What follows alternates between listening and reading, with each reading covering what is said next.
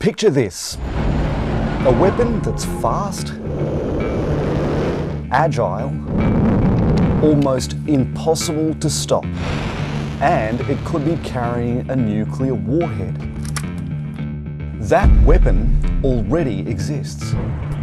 We don't know how to defend against hypersonic missiles. People will become more trigger happy. There are no rules about who can have hypersonic missiles, which means they're being made and refined at an astonishing rate. So a three-way arms race could already be underway.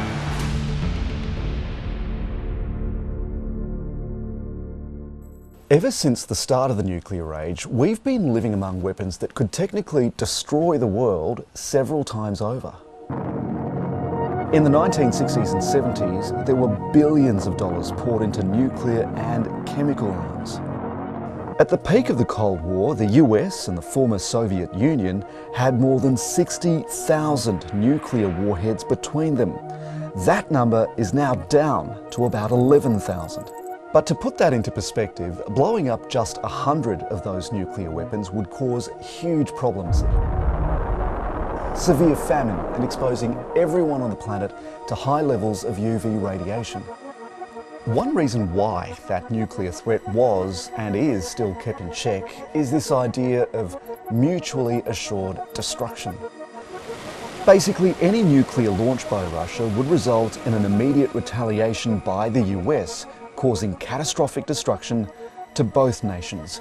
But hypersonic missiles are upending that principle. They're very difficult to defend against. The most advanced air defense systems in the world just can't calculate the math fast enough to be able to intercept these weapons, especially because they can maneuver. That poses real strategic issues for missile defense. Describing something as hypersonic means it flies much faster than the speed of sound. That speed is otherwise known as Mach 1. This is the distance you travel in 7 minutes at the speed of sound, about 10 times more than you travel driving down a road at 100 kilometers an hour. Commercial planes fly subsonically, meaning slower than the speed of sound. The Concorde famously flew at Mach 2, or twice the speed of sound. Anything above Mach 5, or about 6,000 kilometers per hour, is considered hypersonic. Now, hypersonics have actually been around for decades. In 1949, an American bumper rocket reached a speed of 2.3 kilometers per second. That's about 7 times the speed of sound. Several decades later, NASA made a demo version of what it called a rocket plane, which could theoretically fly 8 times the speed of sound, but the project was never finished. In 2004, NASA successfully flew its hypersonic experimental vehicle, or HyperX, just below 7 times the speed of sound.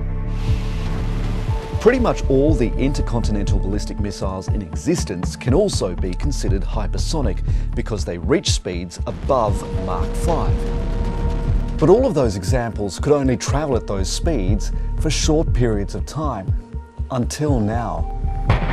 The technology that allows for sustained hypersonic flight is here. Hypersonic missile technology is not new. Intercontinental ballistic missiles have been around since the 1960s, and they have part of their flight trajectory is hypersonic. The difference with an intercontinental ballistic missile is that it follows a predictable path. Ballistic missiles are launched on a large rocket and fly on a predictable trajectory determined by gravity. That takes them out into space and then back into the atmosphere again. So let's compare that to hypersonic missiles. They're launched on smaller rockets that keep them within the upper reaches of the atmosphere. There, they can maneuver around unpredictably and in the final few seconds of flight, dive and strike a target. That atmospheric sweet spot means they're only detected in the final stages of flight. They're able to very quickly move side to side, so they're more like the snitch in Harry Potter's Quidditch game. Much more difficult to catch and predict the movement of. Right now, there are two types of hypersonic missiles being developed. The first, a hypersonic glide vehicle, or HGV, relies on a rocket to boost it to a high altitude. It then glides to its target along the upper atmosphere, maneuvering along the way. The second, hypersonic cruise missiles. These also travel at a lower altitude, but the difference is they're powered by a high-speed jet engine called a scramjet. This allows them to easily change course and be fired from more places, like jets and submarines. A scramjet is different to a normal aircraft engine because it doesn't have any turning blades or components inside it. It's basically a big tube where you mix fuel and air together, they burn, and it provides forward propulsion just by the fact that the vehicle's moving so fast.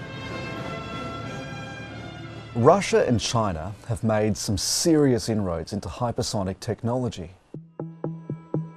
The DF-17, a ballistic missile specifically designed to launch a hypersonic missile, was on display during China's 2019 military parade, and they tested two nuclear-capable hypersonic missiles, which circled the globe in 2021. The Kremlin says it's used what's called a Kinzhal hypersonic missile. That means dagger in Russian, during the invasion of Ukraine, targeting an ammunition warehouse in the country's west. US military intelligence has suggested Russian forces have used them repeatedly since. These attacks would mark the first ever use of hypersonic missiles in combat. Their Kinzhal hypersonic weapon that they used in Ukraine twice now is really the 9K-720 Iskander short-range ballistic missile that they started developing way back in 1988. So Russia's hypersonic efforts aren't really all they're made out to be, but China's very much are. Никто не слушал. Послушайте сейчас. The two nations, Russia and China, have openly said that their investments in hypersonic weapons are to counter American influence. China's R&D infrastructure is so robust that they really pose probably the most potent threat in the hypersonic arena. And so what does the US do? It's now racing to catch up. We're behind in hypersonics. We failed to deter Russia. Last year, so what do you mean we're behind in hypersonics? But the US is committed to only developing conventional hypersonic weapons, or non-nuclear weapons. But a hypersonic nuclear weapon can be 100 times less accurate than a conventionally armed weapon and still sort of accomplish the mission because of the relative size of its blast radius. A conventional weapon is a much smaller boom, so it has to be significantly more accurate. And that's really sort of slowed the US's progress down. The US Department of Defense has requested $4.7 billion for hypersonic weapons research, and that's on top of the $3.8 billion they asked for last year. And they've already done a few successful tests. Which means right now the US has two functional scramjet missile technology demonstrators.